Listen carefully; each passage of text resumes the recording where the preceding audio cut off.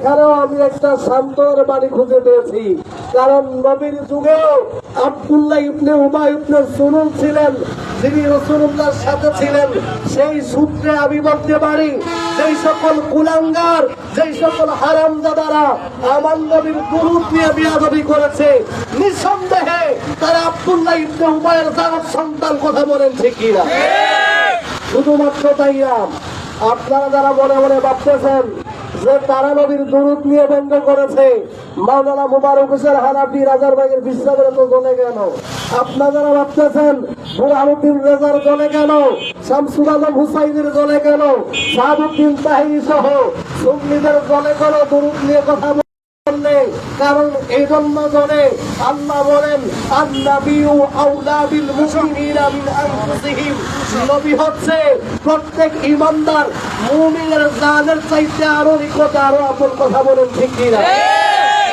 জানে যদি কেউ আঘাত করে, সেই আঘাত সহ্য হবে না। মুস্তাফার জানে বেয়াদবি হলে সুন্নিরা সহ্য করতে পারে না। কথা বলেন ঠিক কিনা? নারায়ে রিসালাত, ইয়া রাসূলুল্লাহ। নবীর অপমান সইবে না রে মুসলমান, দয়াল নবীর অপমান সইবে না রে মুসলমান। দয়াল নবীর দুশমনেরা হুঁশিয়ার সাবধান, দয়াল নবীর দুশমনেরা হুঁশিয়ার সাবধান।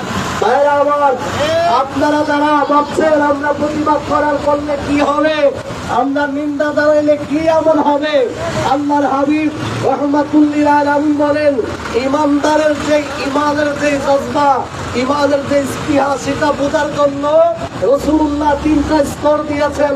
রাসূল বলে, তোমার সামনে যদি ইসলাম সম্পর্কে, ইমান সম্পর্কে যদি কেউ বাজে মন্তব্য করে, কটূক্তি করে, তোমার যদি সামর্থ্য থাকে ওই ব্যক্তিকে হাত দ্বারা বাধা দাও। কথা বলেন ঠিক কিনা? আমরা আজকে শান্তিপ্রিয় সুন্নি মুসলমান, সুফিবাদী মুসলমান, আমরা হাত দিয়ে বাধা দিতে দেওয়ার মতো সামর্থ্য থাকা সত্ত্বেও দেশের বিশৃঙ্খলা, দেশের আইন শৃঙ্খলাকে আমরা সম্মান জানিয়ে আমরা সেই জায়গাতে দেশের ভারসাম্য নষ্ট করতে চাই নাই।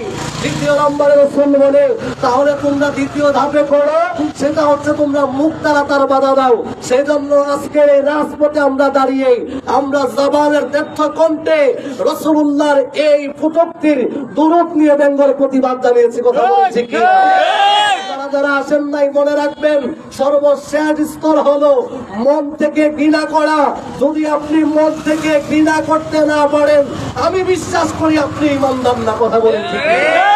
2 নম্বর কথা হলো, আল্লাহ রাব্বুল আলামিন কোরআনুল কারীমের সূরা তাওবার 23 নম্বর আয়াতে আল্লাহ ঈমানদারদেরকে সতর্ক করে দিচ্ছেন, ও ঈমানদার, তোমার বাবা, তোমার ভাই, তোমার স্ত্রী, তোমার সন্তান, তোমার আলিয়া আওলাদ যদি ঈমানের পরিবর্তে কুফরকে বেছে নেই, তোমরা তাদের সাথে সম্পর্ক ছিন্ন করো।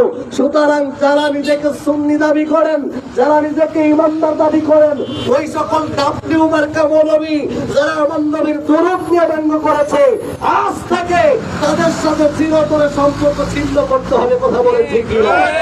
সুন্নিদের সাথে ওয়াহাবিদের কোনো সম্পর্ক নাই। কথা বলেন সম্পর্ক নাই। ওয়াহাবি তারা যারা মসজিদের ভিতরে জিনা করাকে হালাল করার জন্য হিল্লা বিয়ার ঘটনা দেয়। কথা বলেন ঠিক কিনা? তারা যাদের মাদ্রাসায় কোমলমতি ছাত্ররা কোরআন শিক্ষার জন্য যায়, অথচ সেই ছাত্ররা তাদের মাদ্রাসায় বলাৎকারের শিকার হয়। কথা বলেন ঠিক কিনা? আরে ওয়াহাবি তারা যারা নিজেদের ভাইদের সাথে মাছ দখলের জন্য এক ভাই আরেক ভাইয়ের উপরে মাটি ছুড়া করে। কথা বলেন ঠিক কিনা? সুতরাং তাদের কাছে তাদের ভাই নিরাপদ না, তাদের কাছে তাদের সন্তান নিরাপদ না, তাদের কাছে সাধারণ কোনো নারী, সাধারণ কোনো মানুষ নিরাপদ নয়। কেন? কারণ তাদের জন্মের মধ্যে বেদনা আছে। কথা বলেন ঠিক কিনা?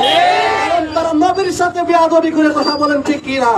তার কাছে নবীর সম্মান, নবীর ইজ্জত হেফাজতে নাই। মনে রাখবেন, তার কাছে খোদার দুনিয়ার কোনো কিছুই হেফাজতে থাকতে পারে না।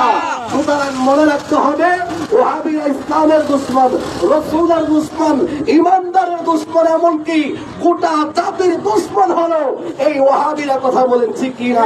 সুতরাং এই ওয়াহাবিদের সর্বোচ্চ দাবি, বিশেষ করে যারা আমার নবীর দরুদ দিয়ে ব্যঙ্গ করেছেন, আমরা তাদের সর্বোচ্চ দাবি মৃত্যুদণ্ড কার্যকর কামনা করছি। এই দুনিয়াতে যদিও তাদের মৃত্যুদণ্ড কার্যকর